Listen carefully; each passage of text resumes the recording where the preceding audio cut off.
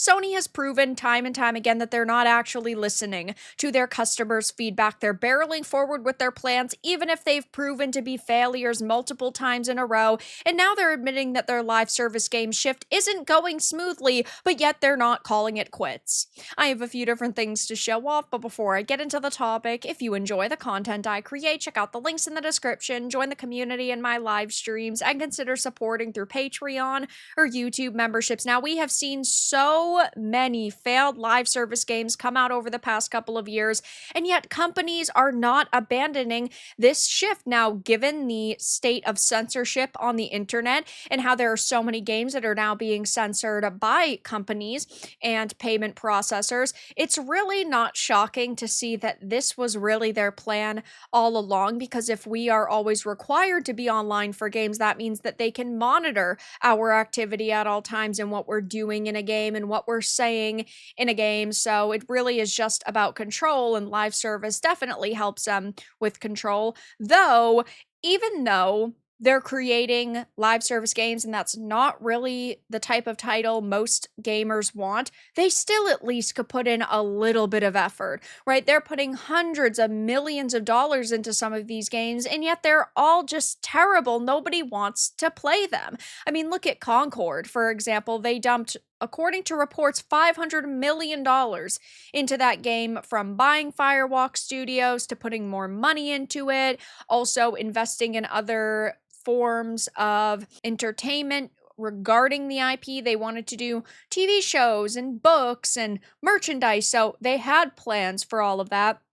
I'd also assume they had started hiring people for those, but we're talking about hundreds of millions of dollars down the drain, and that's just one live service games, never mind other ones that they're pumping out, like Fairgames, though they're admitting that this live service shift isn't going smoothly, which I think anybody who's been paying attention to the gaming industry could have said that. So during the latest earnings call, the chief financial officer said that in terms of the transformation, Lin Tao says the move towards more live service offerings is not entirely going smoothly, but from a longer term perspective, if you look at the changes over 5 years, you see that there have definitely been changes.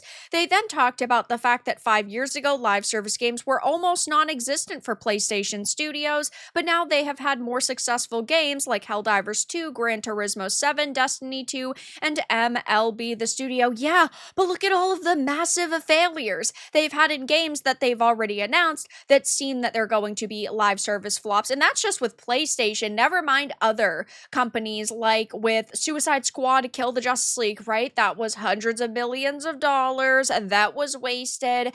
It just is showing a pattern of failure in the gaming industry with live service games. So we have these 4 live services contributing to sales and profit in a stable manner. Yeah, you're talking about 4 games, though.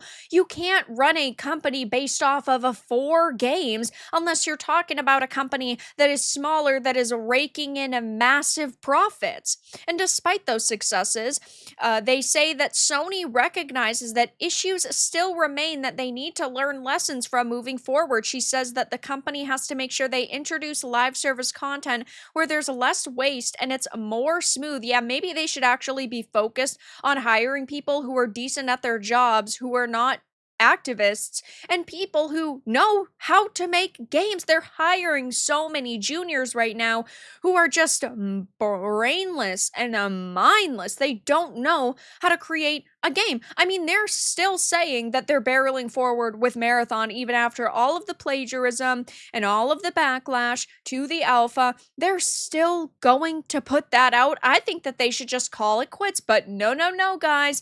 They're still planning to release it. They're claiming by the end of March 2026, because that's when, of course, the fiscal year ends. So they're still saying, no, we can make the changes in just a couple of months. We can massively improve this game in just a couple of months. Why didn't you do that in the first place? Why didn't you fix it before you actually had announced a new release date. Why would you ever think to yourself that the state of the game you had shown would have been done by the end of this year? And even with a little bit more time and effort, I don't think that it's going to come out and be a success. I feel like they have completely missed the mark when it comes to Marathon in general and those Macintosh games that people knew and loved. It's a completely different atmosphere, completely different feeling. It's an extraction shooter, which nobody really had asked for anyway. And then you're talking about the plagiarism and all of that work that they need to fix. Like, we're just talking about a game facing major controversy at every single turn, and I don't see how that's going to be changed. And while they, of course, are saying they still plan to release something like Marathon within the fiscal year, gamers are very skeptical. Revision of the valuation, she is not playing around. I don't believe one bit that they can salvage this game. They are literally doing what they did with Concord. It will do better, but not big enough to make all the further investment worth it. Yeah, I don't see a way that that's going to happen because I don't think the gamers are actually going to give this a chance now, especially with all of the backlash that it's faced and what you're actually supporting. And with Concord, we've all speculated that they might bring it back one day, right? That they might revive the servers and do a rehaul of some of the gameplay and add new characters and change the aesthetics. But even so, the gameplay itself just wasn't that great. They'd have to start from the ground up, and I have the same feeling about Marathon. It has way too much competition when it comes to shooters or other live service titles in 2025. Yeah, never mind 2026. They should cancel Marathon and give us Destiny 3. I don't even think a lot of people want Destiny 3 at this point. I feel like they've milked Destiny for all it's worth. And I feel like people's general opinion has definitely gone downhill over the past couple of years. Fixing the problem, so a genre shift incoming then. And if this launch is canceled, we need to do revision of the valuation. That sounds ominous. I do think Bungie kind of pulled one over on Sony with the price they ended up getting. Yeah, I mean, they haven't created anything that's close to that sort of value. Marathon, more like speedrun to end of service. I'm very dissatisfied with Bungie fixing problems so they admit they had ones. Yeah, I mean, I guess that is true. They tried to make it sound like, oh, they were only some minor changes that were going to need to be made, and it was going to be the game that everybody wanted.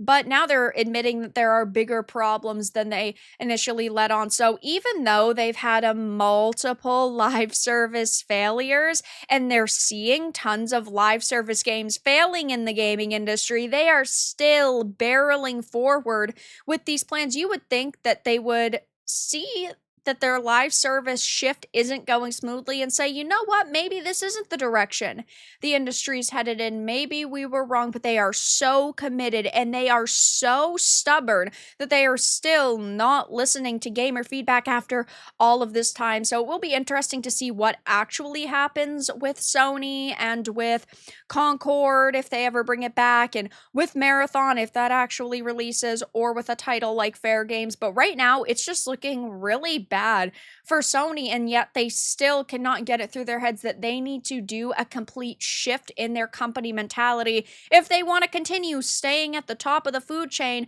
but they are not admitting that. And so I think that they are in for even more live service flops in the next few years. But that's all that I really had to discuss in this video. Let everyone know your thoughts in the comments below. If you enjoyed this and of course found it important and informative, make sure to give it a like, and if you didn't, give it a dislike. I appreciate your support either way, but I'll talk to you all again in the next video really soon.